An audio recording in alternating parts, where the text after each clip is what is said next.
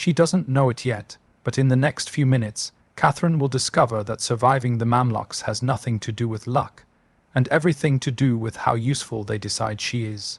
What Christian women endured inside their hidden chambers wasn't random cruelty. It was calculated, organized, and far worse than anything recorded in the Crusader chronicles. The silk tightens around your wrists, not rope, silk, expensive, intentional, because silk doesn't leave marks. You're kneeling on wet stone in a chamber that smells like lamp oil and fear. The floor gleams not from water, but from something else you try not to imagine. In front of you are 3 doors. Behind the first, women are crying. Soft, steady, almost like prayer. Behind the second, nothing. A silence so heavy it feels like drowning. Behind the third, laughter, the clink of wine cups, people discussing poetry in Arabic you barely understand. Your name is Catherine. You're 23. 3 months ago, you watched your father die with a contract in his hands, one he believed would save you. It didn't. Now a man in a spotless robe walks down a line of women beside you, asking questions in languages you know and languages you don't. His voice is calm, detached. He isn't selecting slaves. He's sorting inventory. One of those doors decides whether you survive the next decade. Another will make you wish you hadn't, and the worst one isn't the one with the screaming. By the end of this story, you'll know what was behind all 3.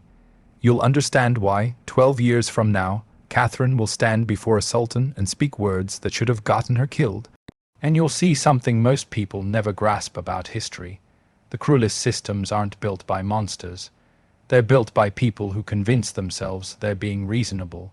Damascus, 1260. The Crusades are ending, but for women left behind, something far worse is beginning. 6 hours before the chamber, Catherine's father made a calculation that cost him his life. He was a merchant, a successful one, who knew that survival in Acre, one of the last Crusader strongholds on the coast, depended on relationships that crossed enemy lines. He held contracts with Mamluk officials, letters sealed with wax, promises written in Arabic and Latin guaranteeing safe passage for his family and his goods. He believed paper could stop steel. He was wrong. When Mamluk armies broke through the gates in the spring of 1260, those contracts dissolved like ink in water. His carefully negotiated agreements meant nothing to the soldiers rushing through the streets.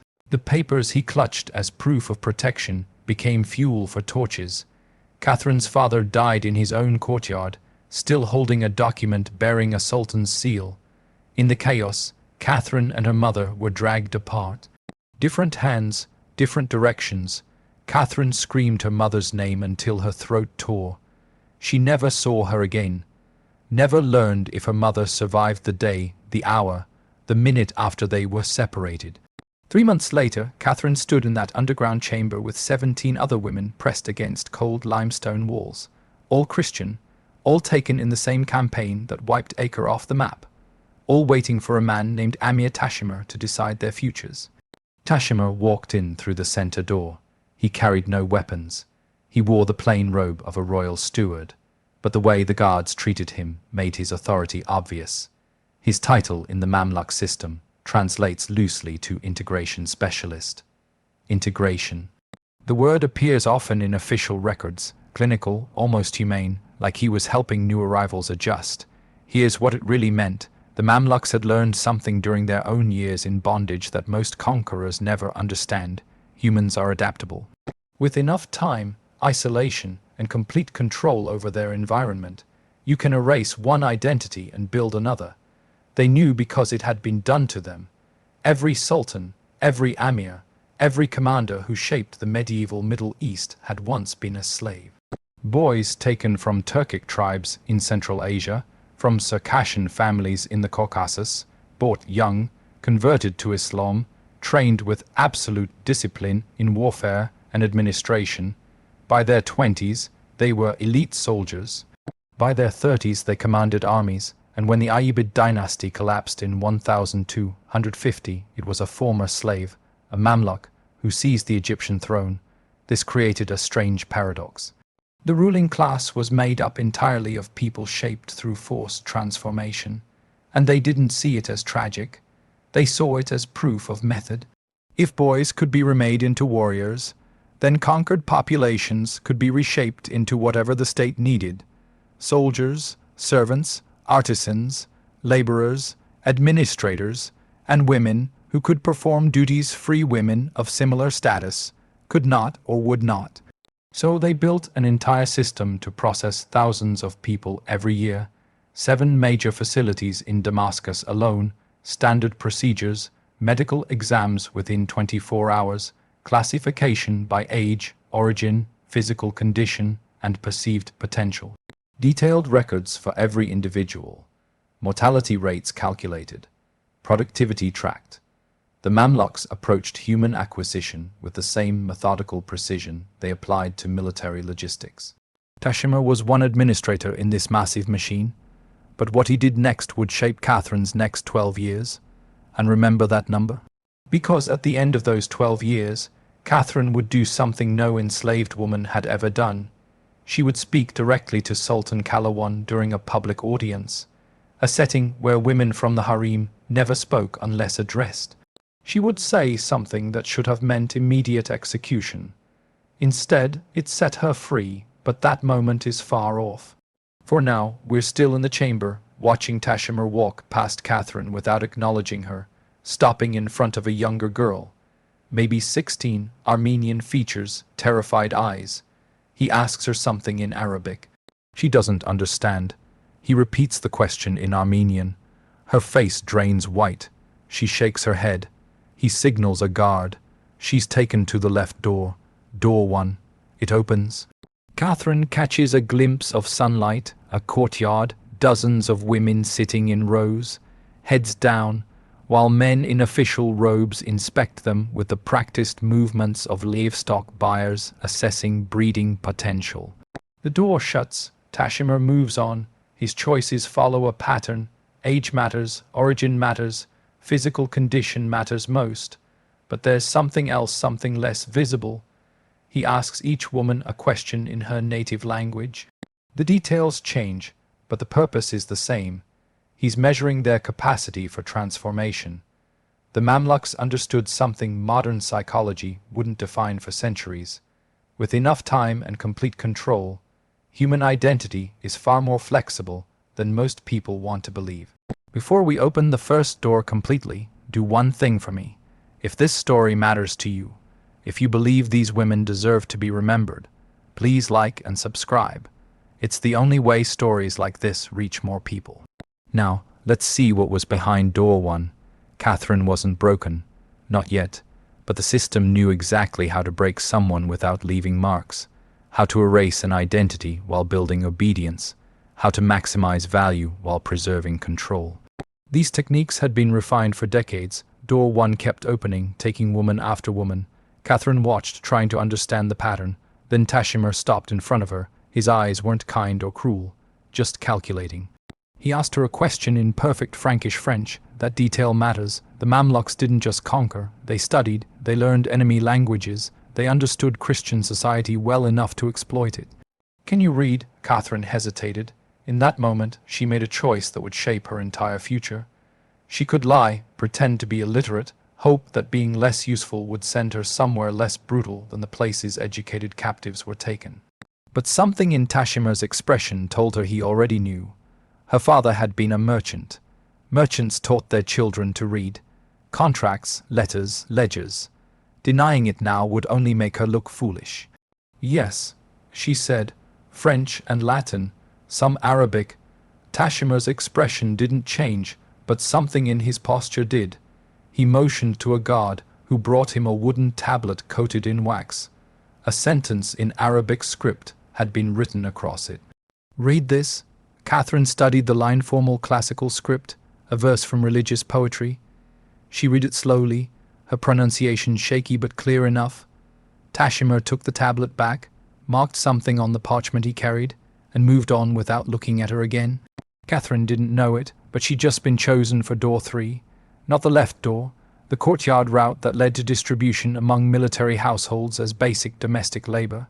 Not the center door, the direct path to the Damascus slave market. Door 3 led somewhere entirely different. It was for women with education, language skills, and the kind of potential the records described as administrative household placement. That phrase sounds almost gentle, like clerical work, letters, bookkeeping, correspondence. And yes, that was part of it, but not all of it.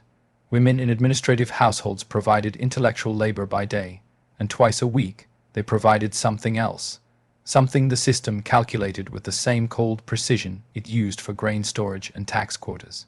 3 days after selection, Catherine was taken through door 3. She entered a smaller chamber lined with carpets that softened every sound. 5 other women waited there, all educated, all multilingual, all young enough to be reshaped. Then an older woman entered. Her name was Sophia. 20 years earlier, she had stood exactly where Catherine stood now. Captured, processed, retrained. She had survived. And now she trained others to survive. Over the next 60 days, Sophia taught something the system had perfected. Systematic erasure paired with systematic reconstruction. Week 1, language. Not learning Arabic. Catherine already spoke some, but unlearning the speech patterns that marked her as Christian. Phrases had to disappear, references to saints, Christian blessings muttered out of habit. God willing was fine. Christ preserve us was not. Sophia listened constantly, correcting again and again until every verbal hint of their former identity vanished. Week 2, body memory. The way Christian women walked, sat, moved, lowered their eyes. It all differed subtly from the movement expected of Muslim women of comparable status. Trained observers could spot the difference immediately. So they rebuilt Catherine's physical habits from the ground up. Walking drills, posture drills, gesture drills, hours each day until new patterns replaced old ones. Week 3, household management. Not cooking or cleaning. Those were tasks for lower status captives. Administrative placement meant managing others. Catherine learned bookkeeping, correspondence protocols, hierarchical etiquette, and the specific writing formats used in Mamluk administrative documents. Her ability to read and write became the core of her usefulness. Week 4 brought the hardest lessons. These couldn't be practiced, only explained, soberly, precisely. Sophia described the expectations Catherine would face in whichever household she entered. The access male household members would have the responses required from her, the absolute necessity of compliance. Not moral guidance, survival instruction. Resistance is waste, Sophia said flatly. You are an investment. Damaged investments are discarded. Catherine had seen the lower-tier markets during her first week in Damascus. Women labeled untrainable. Women with injuries that made them unfit for anything except backbreaking labor. Women who would be worked until they died, usually within 2 to 5 years, a number kept in administrative records as carefully as grain yields. The message was unmistakable: accept transformation or become something much worse. By week 8, Catherine barely recognized herself. Her voice sounded different. Her posture felt different. Her thoughts felt organized around new rules. When she glimpsed herself in the polished bronze mirror, she saw a woman who could pass as someone born into a Mamluk administrative household. Someone who belonged. This was the goal. Not just obedience, but identity shift. The Mamluks understood human malleability long before psychologists would give it language. Catherine wasn't broken. She was rebuilt. Week 9 brought her placement. The household of Amir Kalawan occupied an entire city block. Kalawan would eventually become Sultan, though in 1260 he was still one of Sultan Baybar's most trusted commanders. His household reflected his rising power: 37 soldiers, 18 administrative staff, 43 domestic servants, and 11 women in the harem, each with distinct rank and responsibilities. Catherine arrived in a covered sedan chair with Sophia and 2 guards. The transfer was registered, papers were exchanged, payment noted. Kalawan had paid 600 dirhams, an investment reflecting her multilingual education and administrative training. Sophia left immediately. Catherine never saw her again. Years later, she wondered whether Sophia felt anything during these handoffs, or whether decades in the system had turned them into routine transactions. Just another line item in a ledger. The head of Kalawan's harem was Zara. his first wife. She wasn't a captive. She'd married Kalawan before his military rise, and now ran the women's quarters with an efficiency that rivaled any officer commanding troops. Every woman had a function. Every function served the household. Hierarchy was absolute. Catherine's role was correspondence. The women of elite Mamluk households maintained vast social networks. Marriage negotiations, gift exchanges, political intelligence, alliances between families. All of it required someone who could read, write, and navigate multiple languages. For the first month, the job was exactly as advertised. Catherine sat in a small office just off the courtyard, drafting letters for Zara and the senior wives. Invitations, thank you notes, inquiries about merchants. She wrote in elegant script on expensive paper, sealed letters with wax, and filed duplicates. It was boring, and boring meant safe. Boring meant her value came from skills she could maintain for years. Boring meant no one wanted to risk damaging an investment, but that changed when Kalawan's third son turned 18. His father decided it was time he learned everything a man of rank needed to know. The system had a term for this: household management. That included education in areas his father's wives couldn't provide. The solution was standardized: junior wives, designated servants, women like Catherine. She learned of her assignment on a Thursday evening when Zara summoned her after the final prayer. Zara explained it with the same calm precision Sophia had used. This was an honor, proof of trust, recognition of successful integration. Refusing would mean failure. Failure meant reassignment. Reassignment meant the lower markets. What followed over the next 3 years was systematic. Kalawan's son visited twice a week on a fixed schedule. The encounters followed routines described during training. She was expected to be compliant but not eager, responsive but not initiating, present physically, distant emotionally. Detachment was survival. Catherine mastered dissociation, the ability to step outside herself, to let her mind drift to thoughts of letter composition or Arabic grammar, while her body performed what was required. The Mamluks understood this too. Women who could mentally separate from physical experience lasted longer. They were more reliable. They protected the investment. During the day, Catherine excelled. Her calligraphy became famous in Damascus. She wrote fluently in 4 languages. She handled delicate marriage negotiations with skill that impressed even Zara. Her value rose every year. At night, she performed the function she'd been assigned. The dual usage wasn't a contradiction, it was efficiency. One woman providing multiple forms of value made the system more profitable. From the household's perspective, Catherine was a success. From hers, she was surviving day by day, year by year. She learned not to count days. It only made the years feel heavier. Instead, she measured time by milestones. Kalawan becoming Sultan in 1279. His son's marriage, which ended her educational duties. The arrival of a new Armenian girl assigned to learn correspondence under Catherine's instruction. That last event broke something in her that 3 years of controlled exploitation hadn't touched. Looking at the frightened girl, fresh from the same training Catherine had endured, she realized she had become Sophia. The instructor, the one who would explain the unexplainable, she couldn't do it. The household had a tradition. Senior members could petition the Sultan directly during weekly public audiences. It was a ritual of legitimacy, a show of access, even though the power dynamic was absolute. Most petitions were ordinary tax issues, inheritance disputes, business matters.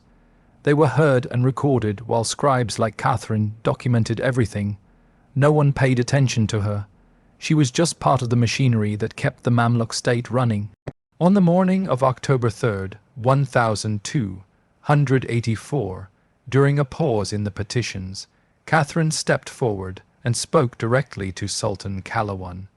The entire chamber froze. Women did not speak in public audiences unless summoned, certainly not women from the harem sections of elite households, and absolutely not to address their own status. The breach of protocol was so shocking, the guards didn't move at first. Imperfect Arabic, rehearsed for weeks, Catherine said, I petition for manumission on the grounds that I have served the Amir's household with distinction for 12 years. I have provided valuable service, including training staff. I have fulfilled every required function without resistance or complaint. I request recognition as a freed servant with continued employment in the correspondence office. Her petition was legally sound. Islamic law allowed manumission after long and faithful service, especially for enslaved individuals who had shown exceptional usefulness. Catherine had researched thoroughly. She found precedents, documented her work, and built the strongest legal case possible using the very administrative systems she had been forced to master. She had also done something unheard of. Enslaved women did not request their own freedom, let alone in a public setting where rejecting the petition would force the Sultan to explain why a woman claiming loyal service for 12 years did not deserve consideration. The strategy was deliberate, the timing was calculated, the legal framework was airtight. Everything she had learned about Mamluk bureaucracy, Islamic law, and household hierarchy came together in this one moment. Kalawan looked at her for a long, unreadable moment. Then he turned to his caddi, the judge responsible for advising on legal questions. Is the petition legally valid? The caddi reviewed the precedents Catherine cited and checked them against his own records. Finally, he nodded. The petition is sound. Manumission after faithful service is permitted. The petitioner has documented her contributions. The household has benefited from her labor. The requirements are met. Kalawan could have refused anyways. Sultanic authority allowed it, but denial would send a dangerous message that faithful service meant nothing, that the legal structures he claimed to uphold were decorative, that a system built on transformation and merit did not actually reward either. He granted the petition. Catherine was freed that same afternoon. Papers were prepared. Seals were applied. She was reassigned as a paid employee in the correspondence office at a salary of 12 dirhams a month. She received a small room in the administrative wing. She was no longer property, but the price of that freedom was everything else. She could never return to Acre. The crusade estates were gone. Her family was dead or scattered. She had no community beyond the Mamluk system that had consumed 12 years of her life. She had no identity except the one constructed during those 60 days of training. She was free in the technical sense. She could not be bought or sold, but she still lived in the same compound, did the same work, existed inside the same system that had reshaped her. But she had chosen. That mattered. The petition had been her words, her decision, her action. After 12 years of having every moment dictated, she had finally exercised agency. The victory was small, but it was real. And the Armenian girl she refused to train was transferred to another household, where someone else finished the process Catherine could not bring herself to complete. That haunted her more than anything done to her. The girl had been reassigned because Catherine stopped participating in the system. Had that choice saved the girl or doomed her to something worse? Catherine never knew. The uncertainty became its own punishment, a reminder that even defiance carried consequences she could not control. Still, she had made a choice, and in systems designed to erase choice entirely, even the smallest act of resistance becomes its own kind of victory. Before we explore what happened to the thousands of other women who passed through those 3 doors, women whose lives followed different paths through the same machinery, I need you to understand something. These women existed. Their names appear in administrative documents, court filings, household ledgers, sources later historians often overlooked or ignored. If you believe their stories deserve to be remembered, not softened, not romanticized, not turned into comforting abstractions, subscribe now. Every subscription is a statement that historical truth matters more than comfort. Comment Catherine. If her story moved you, let's continue. Catherine of Acre died in Damascus in 1315 at age 63. She never returned home, never found her family, never escaped the identity shaped for her during those 60 days of training. But she taught young women to read and write. She passed on skills that might have otherwise vanished. She lived with modest means and extraordinary dignity. Her story is not pure tragedy or simple survival. She was broken by the system in many ways, yet shaped into someone who could navigate it and eventually escape its complete control. Both truths coexist. Her name survives in a single line of a household ledger recording her manumission in 1284. That ledger endured only by accident, forgotten in an archive until a researcher uncovered it in 1953. Most women who passed through the Damascus processing centers left no trace. Their names were never written. Their stories vanished, but Catherine's did not. The cruelest systems aren't built by monsters. They're built by ordinary people doing their assigned tasks without confronting the horror their participation enables. That capacity didn't die with the Mamluk Sultanate. It remains part of what human societies can become when organization, authority, and moral blindness align. Remember their names. Remember what systems can do when good people choose not to see. And remember that sometimes the smallest act of defiance, a single petition spoken in a silent hole, is the only victory that matters.